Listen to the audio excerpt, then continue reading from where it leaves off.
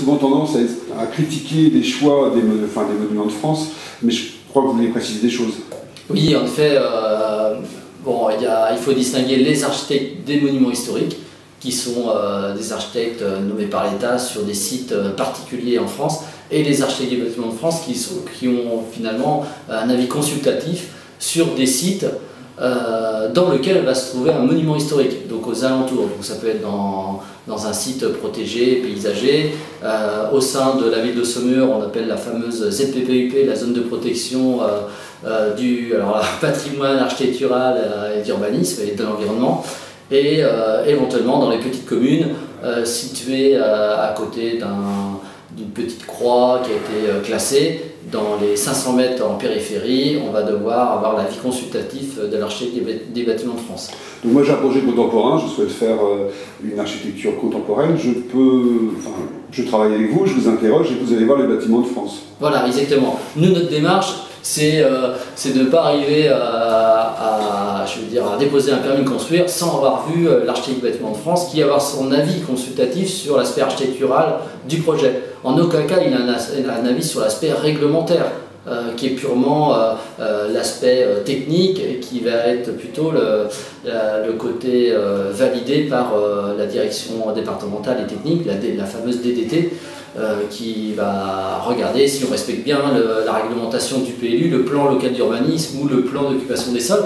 Lui, l'architecte des bâtiments de France, lui, il a vraiment un rôle consultatif sur l'aspect architectural du projet, son insertion dans l'environnement, la typologie constructive, pente de toit, toiture terrasse éventuellement. Donc on peut faire des choses dans la région. Bien sûr, on peut faire des choses, bien sûr. Et au contraire, je dirais même que l'architecte des bâtiments de France, il participe à améliorer le projet architectural. Il peut être d'un avis plutôt positif pour faire de l'architecture contemporaine. Donc vous voulez dire que tout n'est pas tenant de la doctrine où on doit tout préserver? Non, pas du tout, pas du tout. On peut oser.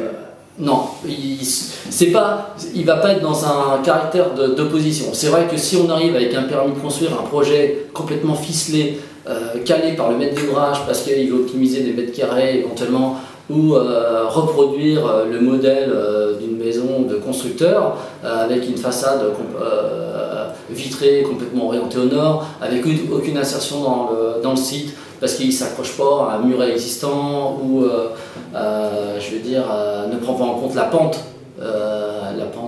du terrain, ou ne prend pas en compte éventuellement aussi les arbres, les plantations existantes.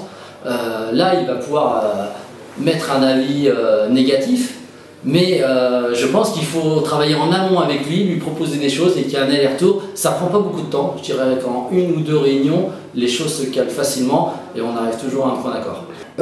En l'occurrence, on arrive aujourd'hui à des situations où on voit des éléments contemporains comme à Fontevraud. Est-ce que c'est un exemple pour vous d'architecture contemporaine, notamment la chaufferie qui vient de s'installer avec des panneaux solaires? Oui, c'est un premier pas. Oui, c'est un premier pas, et puis ça participe aussi au développement durable. On ne peut pas non plus rester dans des carcans de chauffage au fioul. Donc là, il y a eu vraiment une conception d'un projet au départ qui est de chauffer l'abbaye avec des énergies renouvelables, donc la chaudière bois, et puis d'insérer cette chaudière bois dans un bâtiment le plus discret possible. Moi je pense que c'est une réussite parce qu'il est placé en lieu et place d'un ancien parking surélevé, enfin si j'ai souvenir, et je pense que c'est un beau projet. Donc il n'y a pas de doctrine pour vous? Non, il n'y a pas de doctrine. Pourquoi il y aurait des doctrines? On a souvent tendance à penser que la région est mise sous cloche. Non, pas du tout.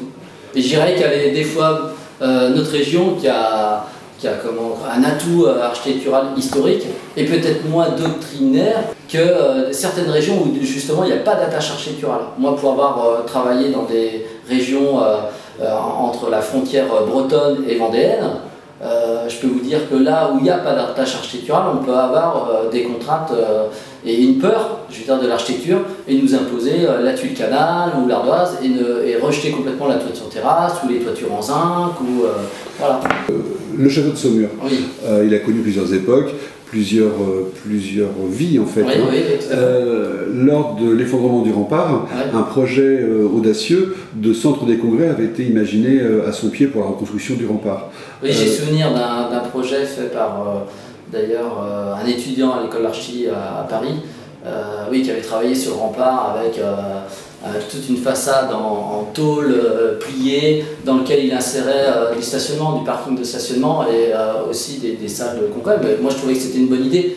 Parce que, comment expliquer le fait que ce ne soit pas... Alors là, on rentre dans le cadre du monument historique justement. Où là c'est un choix de l'architecte qui est missionné par l'État pour restaurer le château. Donc lui, il a voulu plutôt travailler sur le rempart dans son état préalable, restituer le rempart comme il était, comme il avait été pensé. Même il a pas voulu mettre par exemple de protection en cuivre ou en zinc sur les remparts. On voit les coulures d'ailleurs qui sont faites parce qu'il voulait vraiment garder... alors c'est peut-être une erreur parce que je pense qu'il faut vivre aussi avec son temps.